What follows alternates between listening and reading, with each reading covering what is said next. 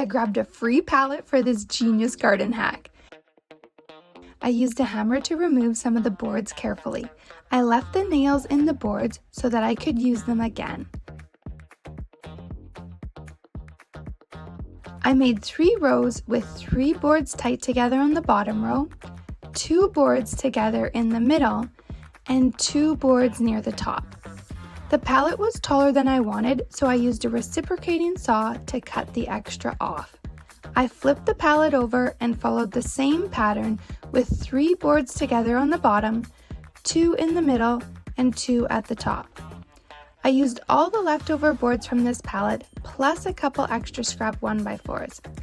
I cut more 1x4s to fill in the bottom of each section and secured it with 3 nails on the front, and then I flipped it over and I hammered in 3 nails on the back side.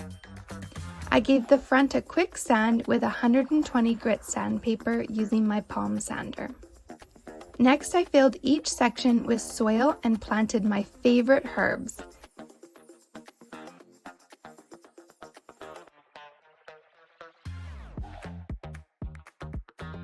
I used my Cricut to print stencils to paint labels for each section.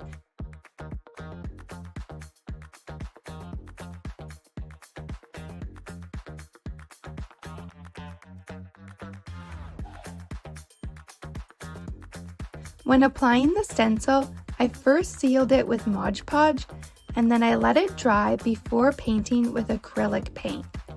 Once the paint was near dry, I removed the vinyl and did some touch-ups with my black acrylic paint pen.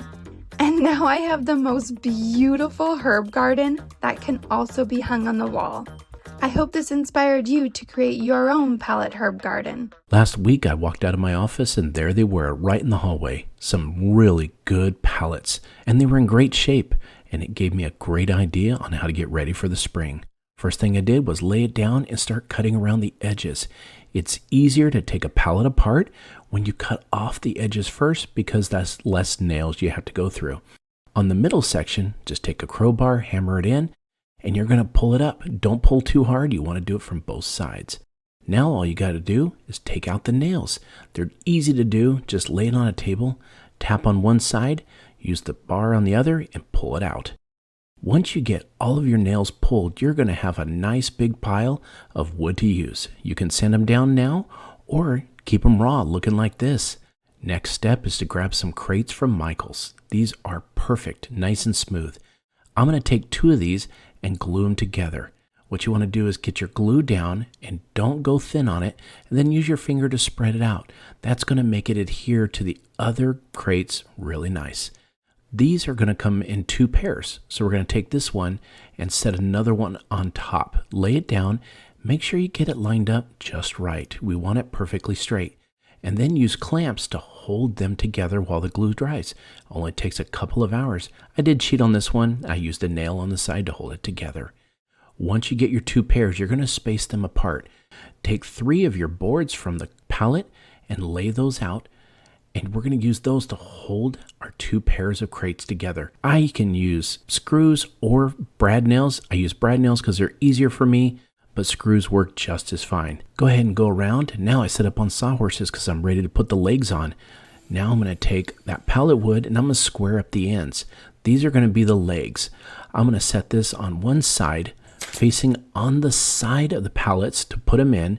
And then I will take the front, the same length, and put it there, glue and nail. Now, the support boards for the pallet, I'm going to screw those in the back because I want more of a backdrop on the top of this table. Now it's time for more glue. We're going to put this on top of the crates because I want to build a table. Again, I'm going to use pallet wood. Just take the glue and spread it out. On the pallet boards, I cut one piece, just enough to have a little bit of an overhang, and then I put a little piece in between. I didn't want the table to be too wide and stick out. Once I get it all glued down, I just took those brad nails and put them into place. Now, these are just holding it while the glue sets up and it's going to be super strong. Now it's time to work on the back. Wanted to make sure it wasn't too tall, but I took some of that pallet wood and nailed it into the sides. Now you can do it however you want. This is going to be your project. What I did was I put these on, but I left some space in between. So this one I went ahead and nailed, put it on top, and then the next one I just put right below just to give it a little bit of a different look. Once it's up, it's time to put some hanging hooks on. These are easy to do. Just screw them right into the boards.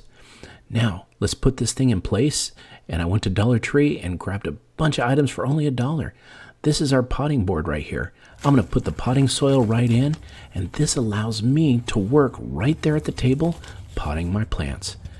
Everything that you're going to see right here, it just turned out great. And all of this stuff I bought from Dollar Tree. It looks amazing. And it's just the right height if you want to bring those little ones out to plant those happy little flowers. I think this project turned out great, and it was inexpensive and easy to do.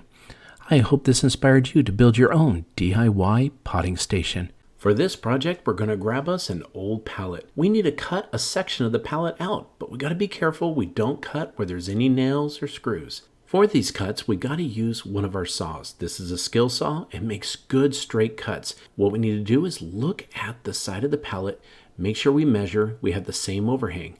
It's 2 inches, so we're going to mark it on one side. We're going to take it over to the other side and mark the same 2 inches. Let's go ahead and grab a board and make a nice straight edge. This is going to be the line we cut on. Using the skill saw for this one, because it cuts straight, we're going to go right down the line. Don't forget to use some eye and ear protection anytime you're using a saw. Once we get it all the way cut through, we want to make sure that we get our area nice and clean, but we got to separate these units and we've got to turn them over. We've got 4 more boards on the back side to cut. So we're going to use the same 2 inches, mark a straight line again, just matching with the one underneath. And this one, let's use a jigsaw. I want to demonstrate both different types of cutting tools. This jigsaw is easy for small projects and it goes right through. Go ahead and separate it, but don't throw it away. We'll need those boards. Take the section that we cut and we need to find the middle. That is how we're going to get our 2 ends perfectly aligned. Then we use a jigsaw, get it cut through, and separate those. These are going to be our sides. Now what we got to do is take that part that we cut off earlier and separated and remove some of the boards with the nails in them. They're very easy to do. I can just pull up on them and they come right off. Now you've got some nails in there though. We need to remove those. It's easy to do. Just go ahead and grab a hammer and you're just going to start tapping on the back side of the nail. Just keep going. Eventually it's going to give and push right through. Do that with both of the nails. Some of them might have 3 on them. Once you get them pushed through, grab the back of that hammer, which is called the claw, and give it a yank. You're going to pull that nail right out. Easy squeezy, not a problem. Save those boards and we're going to place them across the top of the 2 pieces we cut. Just go ahead and line them up, and as you can see, I alternated the boards with the nails so they're not all lined up together. This one took different boards, put it all on there, then I used a nail gun just to put it in place. You can use a screw if you want, but this one works perfectly with the nail gun. I just lined them all up, get them nice, perfectly straight after putting the first and last board in, and then just use 1.5 inch little nails. Put them right in, and it makes a wonderful top for our furniture. This thing is going to be so strong, it doesn't take much to hold it together. And also because it's Hometalk, we've got to make something really nice and neat for this. So take a little bit extra, the boards that we have left over, and we're going to build a little bit of a shelf. And that's going to be for our bottom. Just line these little 9-inch boards up all along, again using the same nail gun that we have, and we're going to put it all together. This one is easy to do. I measured it just nice for the bottom, and look at this. It slides right in. We're not going to secure it because it's time to show you this final project.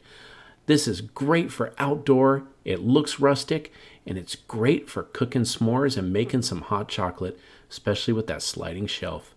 I hope you guys enjoyed this project as much as I did making it. I hope this inspired you to build your own pallet or scrap wood furniture. Thanks for watching Home Talk, and we'll see you next time.